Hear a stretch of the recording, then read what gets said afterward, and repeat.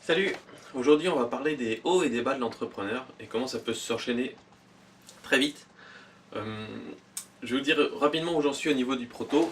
Ça c'est le prototype de mon produit. Alors bon là il n'y a pas d'appareil photo monté dessus, mais voilà à peu près où j'en suis. Donc la forme est bien finie, il y a encore des détails en termes de couleur, en termes de, de visserie et de choses comme ça. Voilà, des petits détails à changer, mais tout le reste est plutôt bon. Et c'était l'heure pour moi de faire un grand test.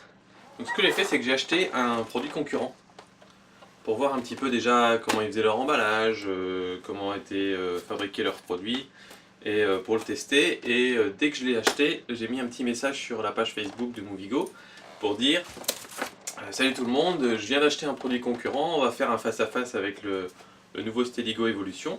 Et comme ça, on verra bien qui est-ce qui gagne. Est-ce que ça vous dit d'être tenu au courant de la battle entre le Stedigo et les produits concurrents? Donc, donc c'est parti et ça a commencé avec donc une petite vidéo pour essayer de comparer la façon d'équilibrer les deux. Je me suis vite rendu compte que ça c'était vraiment une grosse bip à équilibrer et que ça avait vraiment été très très mal pensé. Mais peu importe, donc ça m'a plutôt donné le sourire de voir que la concurrence était très mauvaise sur ce point-là. Et après il fallait faire le test vidéo dans la nature. Donc on est parti se promener en forêt, dans les dunes ce week-end. Et, et donc j'avais préparé mes deux appareils pour pouvoir mettre l'appareil photo dessus et faire mes tests en réel. Et quand j'ai commencé à regarder mes vidéos, je me suis rendu compte que la vidéo sur mon cher Stedigo Evolution était absolument inregardable pour la simple et bonne raison qu'en fait ça faisait des vibrations comme ça, ce qui est complètement l'inverse d'un stabilisateur. Et en fait c'est dû au fait que l'épaisseur de mon matériau est trop faible. Et donc vous voyez il y a une flexibilité comme ça. Je pensais pas que ça allait agir autant et en fait ça agit vraiment beaucoup sur la vidéo, donc c'est voilà.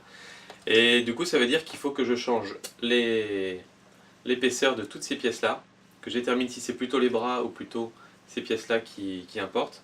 Changer l'épaisseur ça veut dire changer le poids, ça veut dire changer les équilibres, ça veut dire changer l'emplacement des trous ici, changer l'emplacement de ça, changer là, ça veut dire presque tout changer. Donc ça m'a vraiment mis un gros coup sur le moral. J'étais vraiment un peu abattu dimanche. Et donc dans ces cas-là, il faut se changer les idées. Donc j'ai pas bossé du dimanche, j'ai fait autre chose. Et lundi, j'avais pas mal de choses à faire dans mon petit planning, et notamment pas mal de coups de téléphone. Et tous ont été super positifs. Je cherchais justement un petit atelier qui travaille le métal ici à côté de chez moi. Et d'habitude, en cherchant des fournisseurs aux Pays-Bas, j'ai eu beaucoup de mal. Et là, tout de suite, le gars m'a répondu, il m'a dit c'est ok, on peut vous le faire, je vais vous envoyer un devis rapidement, etc. Enfin bon. Voilà, bref, c'était une journée où tout s'est bien passé, j'ai bien progressé dans le projet, j'ai reçu des nouvelles pièces de visserie que j'ai pu tester, tout marchait comme je l'imaginais. Et donc, c'était un petit peu un coup de bol parce que quand on se prend un gros coup derrière la tête, ou dans la foulée ensuite on a encore d'autres coups derrière la tête et à ce moment-là on n'avance plus, on patauge dans la semoule et là on prend vraiment un gros coup sur le moral et on touche le fond quoi. Et là des fois il faut mettre une semaine ou deux à s'en remettre. Ou alors on a du pot, là j'ai eu vraiment beaucoup de bol sur ce coup-là, avec une journée où tout s'est bien passé et à ce moment-là je suis reboosté, je suis reparti à bloc et en gros c'était juste un petit accident de route mais ça devrait pas nous poser trop de problèmes et voilà, c'était juste pour dire ça, que parfois c'est des questions de chance, et c'est ça qui agit sur le moral.